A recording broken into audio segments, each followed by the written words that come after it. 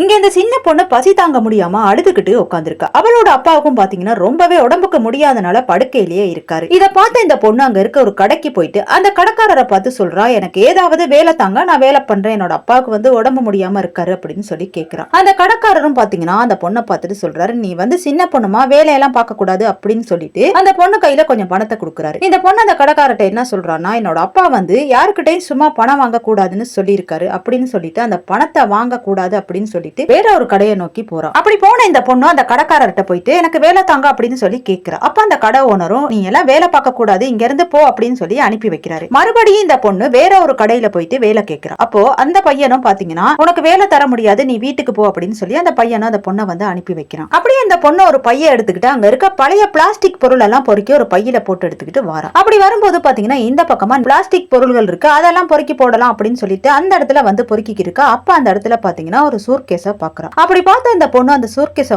திறந்து பாக்குறா. அப்படி பார்த்தா அந்த சூட்கேஸ்ல நிறைய பணம் இருக்குது. அப்படியே அந்த சூட்கேஸ பூட்டி கையில எடுத்துக்கிட்டு அந்த பிளாஸ்டிக் பொருள்களையும் கையில எடுத்துக்கிட்டு ஓடி வீட்டுக்கு வரா. வந்த அந்த பொண்ணு அவனோட அப்பா கிட்ட அந்த சூட்கேஸ குடுக்குறா. அந்த அப்பா அந்த சூட்கேஸ வாங்கிக்கிட்டு அந்த பொண்ணை பார்த்து சொல்றாரு, யாரோட பணமும் நமக்கு வேணாம், இந்த சூட்கேஸ எங்க எடுத்தியோ அந்த இடத்துலயே கொண்டு போய் வச்சிட்டு வா அப்படின்னு சொல்லி அந்த பொண்ணு கிட்ட சொல்றாரு. இந்த பொண்ணு சரின்னு சொல்லிட்டு அந்த சூட்கேஸ எடுத்துக்கிட்டு வரா. அப்படி போன அந்த பொண்ணு இந்த பணத்தை தேடிக்கிட்டு யாராவது வந்தா அவங்க கிட்டயே கொடுக்கலாம் அப்படின்னு சொல்லிட்டு அந்த இடத்துலயே போயிட்டு உட்காந்துருக்கா. அப்போ அந்த பணத்துக்கு சொந்தக்கார பையன் அந்த இடத்துல அந்த சூட்கேஸ தேடிக்கிட்டு இருக்கான். இந்த பொண்ணு அந்த பையனை பார்த்துட்டு அந்த சூட்கேஸ கையில எடுத்துக்கிட்டு போயிட்டு அந்த பையனை கிட்ட கேக்குறா, என்ன தேடிக்கிட்டு இருக்கீங்க அப்படின்னு சொல்லி கேட்கும்போது அப்ப அந்த பையனும் பாத்தீங்கன்னா அந்த சூட்கேஸ பத்தி அந்த பொண்ணு கிட்ட சொல்றான். அப்ப அந்த பொண்ணு இதானு பாருங்க அப்படின்னு சொல்லி கேக்குறா. அந்த பையன் அந்த சூட்கேஸ வாங்கி பார்த்துட்டு, ஆமா என்னோட பணம் தான் அப்படின்னு சொல்லிட்டு வாங்கிக்கிட்டு போறான். அப்படி போன இந்த பையனும் மறுபடி திரும்ப அந்த பொண்ணு கிட்ட கேக்குறான், இந்த சூட்கேஸ் எப்படி உனக்கு கிடைச்சிச்சு அப்படின்னு சொல்லி கேக்குறான். அப்போ இந்த பொண்ணு பாத்தீங்கன்னா, நான் பழைய பிளாஸ்டிக் பொருள் எல்லாம் எடுத்துக்கிட்டு இருக்கும்போது இந்த சூட்கேஸ் அந்த இடத்துல இருந்துச்சு அப்படின்னு சொல்லி சொல்றான். இந்த பையனோட வீடு எங்க இருக்கு அப்படின்னு சொல்லிட்டு அந்த பொண்ணை